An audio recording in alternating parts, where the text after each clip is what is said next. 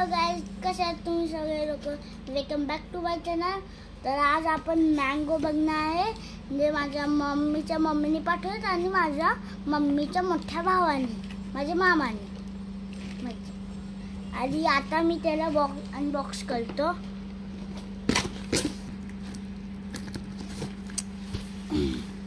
तर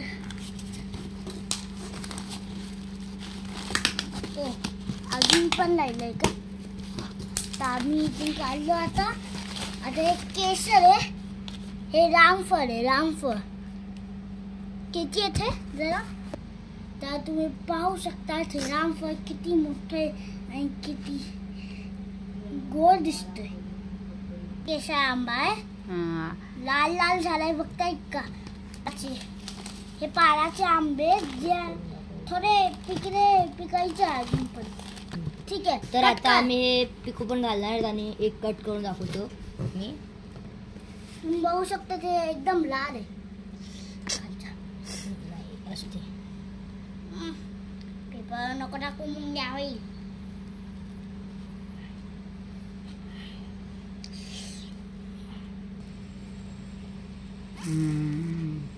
बघा उनीच खाऊन, गोड आहे खूपच.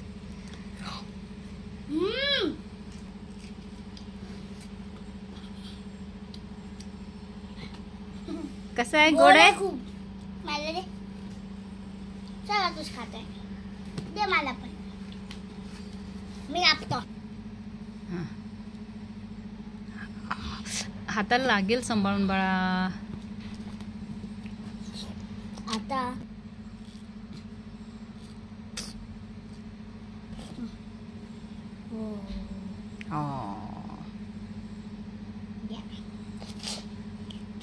गोड आहे ना. केशर आंबा आहे हा.